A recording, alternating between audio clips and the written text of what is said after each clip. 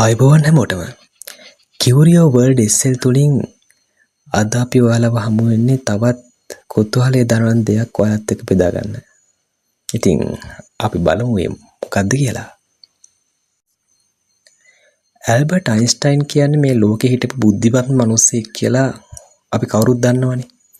හැබැයි මේ අයින්ස්ටයින්ටත් රැයට නිින්ද යන්නේ නැති වෙන්න එයාගේ ඔළුව සම්පූර්ණයෙන්ම අවුල් කරපු එක භෞතික විද්‍යා සංකල්පයක් තිබුණා. එයා කොච්චර මේකට අකමැති වුණාද කිව්වොත් එයා මේකට නම තිබ්බේ ස්පූකි ඇක්ෂන් ඇට් ඩිස්ටන්ස් කියලායි. එහෙම නැත්නම් ඈත සිද්ධ වෙන හෝල්මන් වැඩක් වගේ එකක්. ඇල්බර්ට් අයින්ස්ටයින් කිව්වම ඔයාලට මතක් වෙන්නේ මොකද්ද? සාපේක්ෂතාවාදීනේ. ඉතින් මේ ඇල්බර්ට් අයින්ස්ටයින්ට පිස්සු හැදෙන කාරණා උනේ ක්වොන්ටම් පැටලීම සම්බන්ධයෙන්. ඉතින් අපි බලමු ක්වොන්ටම් පැටලීම කියන්නේ මොකක්ද කියලා. මොකක්ද මේ ක්වොන්ටම් පැටලීම? ක්වොන්ටම් ලෝකයේ තියෙන ඊටමත් කුඩා අංශු දෙකක් එකිනෙක පැටලුණාට පස්සේ ඒ දෙක කවදාවත් වෙන් කරන්න බෑ. ඉන් පස්සේ ඒ දෙක කොච්චර ඈතට අරන් ගියත් ඒ දෙක වැඩ කරන්නේ තනි එකම පද්ධතියක් විදිහටයි. මේ සිද්ධිය පැහැදිලි කරන්න මම මෙහෙම කියන්නම්. ඔයා හිතන්න ඔයා ගාව මැජික් කාසි දෙකක් තියෙනවා. මේ කාසි දෙක ක්වොන්ටම් පැටලීමකට ලක් වෙලා තියෙන්නේ. මේ කාසි වල හැටි තමයි ඔයා එක කාසියක් උඩ දාද්දි ඒක සිරස වැටුනොත් අනිත් එක අනිවාර්යයෙන්ම අගිය වැටෙනවා.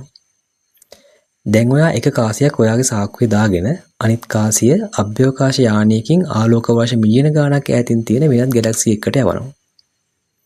දැන් ඔයා පෘථිවියේ ඉඳන් ඔයාගේ කාසිය උඩ දානවා. ඒක බිමට වැටෙන්නේ සිරස විදිහට. ඒ තප්පරයේදීම ඒ කියන්නේ ඒ මිලි තප්පරයේදීම අර ආලෝක වර්ෂ මිලියන ගාණක් ඈතින් තියෙන කාසිය කිසිම කෙනෙක් අල්ලන්නේ නැතුව නිරායාසයෙන්ම අගේ බවට පත් වෙනවා. ඔයා මේ පෘථුවියේ තියෙන කාසිය බලෙන් අනිත් පැත්ත හැරෙව්වොත් අර ඈත තියෙන කාසියත් ඉබේම අනිත් පැත්ත හැරෙනවා. කිසිම පමාවක් නැහැ. දැන් අපි බලමුකෝ ඇයි අයින්ස්ටයින්ට පිස්සු වැදුනේ කියලා. අයින්ස්ටයින්ගේ සාපේක්ෂතාවාදයට අනුව මේ මුළු විශ්වයේම තියෙන දැඩිම නීතිය තමයි ආලෝකයේ වේගයට වඩා වේගයෙන් කිසිම දෙයකට ගමන් කරන්න බෑ කියන එක. හැබැයි මේ අංශු දෙක ආලෝක වර්ෂ මිලියන ගාණක් ඈතින් තිබිලත් එකක් වෙනස් වෙද්දී අනිත් එක ඒ මොහොතේම වෙනස් වුණේ කොහොමද? පෘථුවියේ කාසිය මම දැන් සිරස වුණා ඔයා ඉක්මනින් අගේ වෙන්න කියලා අර ඈත තියෙන කාසියට මැසේජ් එකක් යවුවා නම් ආලෝකයේ වේගයෙන් මේ මැසේජ් එක යන්නත් අවුරුදු මිලියන ගාණක් යන්න එපයි. හැබැයි මේක සිද්ධ වෙන්නේ කිසිම කාලයක් ගත වෙන්නේ නැතුව. මේකට උත්තරයක් අයින්ස්ටයින්ටවත් තිබුණේ නැහැ. මේක වෙන්න බැරි දෙයක් කියලා තමයි අයින්ස්ටයින් මැරෙනකම්ම කිව්වේ. එයා කියන්නේ මෙහෙම. ක්වොන්ටම් විද්‍යාවේ මොකක් හරි ලොකු අඩුවක් තියෙනවා. අපි නොදන්න මොකක් හරි රහස් නීතියක් මේ අංශු දෙක ඇතුලේ හැංගිලා තියෙනවා. එහෙම තමයි එයා කිව්වේ. හැබැයි අද වෙද්දි මේක ඔප්පු කරලා ඉවරයි. අයින්ස්ටයින් කොච්චර දක්ෂ වුණත් මේ කාරණාවේදී එයා සම්පූර්ණයෙන්ම වැරදි. අර වගේ හැංගුණු නීති මොකුත් නැහැ. මේක ඇත්තටම ආලෝකයටත් වඩා වේගයෙන් සිද්ධ වෙනවා කියලා 2022 අවුරුද්දේදී භෞතික විද්‍යාවට නොබෙල් ත්‍යාගය ගත්තු විද්‍යාඥයෝ තුන්දෙනා ඇලන් ඇස්පෙක්ට්, ජෝන් ක්ලෝසර් සහ ඇන්ටන් සේලින්ගර් 100%ක්ම ඔප්පු කරලා පෙන්නනවා. අද වෙද්දි විද්‍යාඥයෝ මේ ක්‍රමය පාවිච්චි කරලා අභ්‍යවකාශයේ ඉඳන් පෘථුවියට ක්වොන්ටම් ටෙලිපොටේෂන් හරහා දත්ත යවනවා.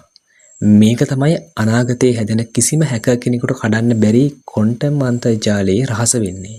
මේ සංකල්පෙන් කියවෙන ගැඹුරුම දර්ශනය තමයි අපි මේ දකින දුර, එහෙම නැත්නම් ඩිස්ටන්ස් සහ අවකාශය කියන්නේ නිකන් අපේ මොළය විසින් හදාගත්තු මායාවක් විතරක් වෙන්න පුළුවන් කියන එක.